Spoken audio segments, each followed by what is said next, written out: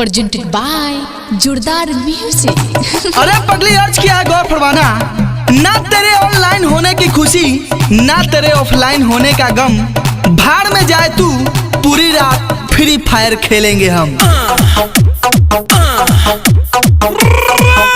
दोस्तों अर्ज किया है गौर फरमाना, एक सिंगर से अच्छा तो एक शायर है, कि एक सिंगर से अच्छा तो एक शायर है, और एक दिल तोड़ने वाली लड़की से अच्छा तो फ्री फायर है।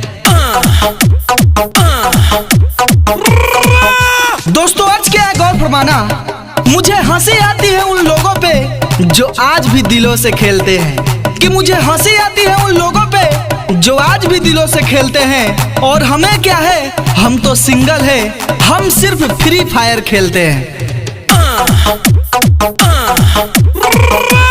दोस्तों चाबी मिले तो कोई भी कार चला लेते हैं, कि चाबी मिले तो कोई भी कार चला लेते हैं, जितना आप लोग तेज दिमाग चलाते हो ना उतनी तेज हम फ्री फायर चला लेते हैं।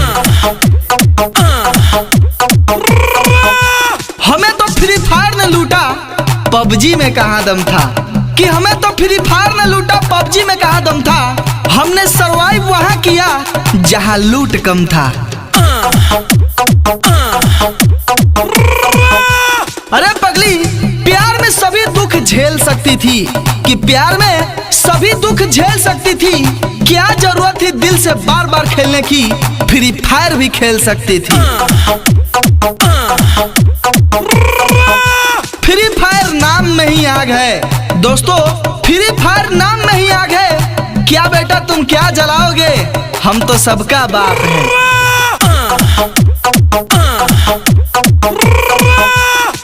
फेसबुक इंस्टाग्राम पर पड़े लोग तो कायर हैं, कि फेसबुक इंस्टाग्राम पर पड़े लोग तो कायर हैं, मजे तो जिंदगी के वो ले रहे हैं जिनके मोबाइल में फ्री फायर है। दोस्तों एक लड़की ने पूछा क्या आप मुझसे प्यार करते हैं, कि दोस्तों एक लड़की ने पूछा क्या आप मुझसे प्यार करते हैं, तब हमने कहा हम फ्री फायर वाले हैं, हम लड़कियों पे नहीं फ्री फायर पे मरते हैं। आजकल चश्मे पहनने वाले पढ़ाकू नहीं होते, कि आजकल चश्मे वाले पढ़ाकू नहीं होते, कुछ पबजी और फ्री फायर वाले भी होते हैं।